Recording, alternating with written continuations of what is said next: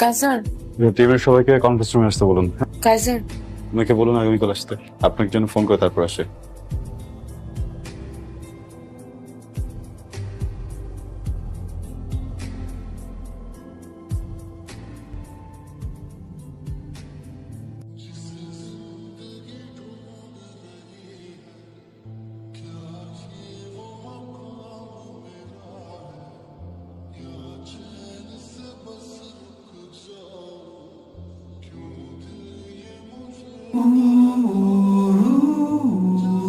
আপু আপনার কালকে আসেন, হ্যাঁ? স্যারের সাথে কথা বলতে পারছিলাম। কালকে আবার যেতে বলেছি।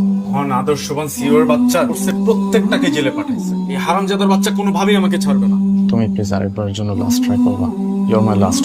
তুমি প্লিজ আরেকটাবার একটু কথা বলে দেখো ম্যানেজ করা যায় কিনা। উনি ম্যানেজ হলেই সবকিছু সলভ হয়ে যাবে। একটু দেখবা প্লিজ। কাইজারকে ফোন করেন, কখন আসবে সেটা অ্যাটলিস্ট আমাকে জানান। আমাদের এরকম কোনো নিয়ম নেই স্যারকে ফোন করার।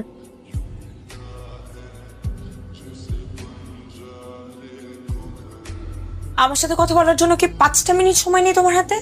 আপনি আপনি এখানে ম্যাডাম প্লিজ। বলুন। আমার হাজবেন্ডের নাম আবরার ফাহিম। ওর এগেনস্টে তদন্ত কমিশন গঠিত হয়েছে, কিন্তু ও কিছু করে নাই। জি, ইনভেস্টিগেশনে কি অবস্থা? বিশেষভাবে খেয়াল রাখবেন অপরাধী যেন সর্বোচ্চ শাস্তি হয়। আপনি আসতে পারেন। কাইজার, তুমি কি আমাকে চিনতে পেরেছো? জি না। কে আপনি? আমি প্রসূনের বাবা। সরি, কোন প্রশ্ন? আমি আসলে এসেছিলাম আবরার ফাহিমের ব্যাপারে কিছু বলার জন্য। ছেলেটার যদি এখন জেল জরিমানা হয়, আমার মেয়েটা দুধের বাচ্চাকে নিয়ে অসহায় অবস্থা করবে। সমাজের একটা শিশুর বাবা যদি জেলে থাকে, তার বেড়ে ওঠাটা স্বাভাবিক হয় না। লজ্জায় অপমানে আমার মেয়েটা হয়তো মরেই যাবে। তো এখানে আমার কি করার আছে বলুন? দেখুন মিস্টার, আমি দুর্নীতিবাজ, ঘুষখোর এই ধরনের মানুষগুলোকে না এখন দেখতে পারি না। বিশেষ করে এদের হয়ে যারা সাফাই গাইতে আসে তাদেরকে তো আরো না।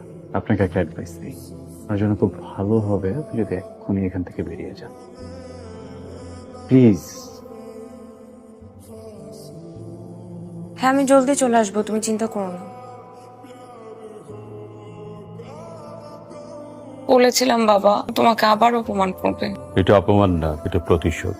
আমরা পুলিশ দিয়ে ধরিয়ে দিয়েছিলাম, সেই জন্য প্রতিশোধ দিল। কাইজার আমার প্রত্যাখ্যান মানতে পারে, চাকরি, সাফল্য, দুনিয়াদারি এসব কিছুই ওর মাথায় কখনো ছিল না। একদিন সব পাল্টে যায় কাইজার।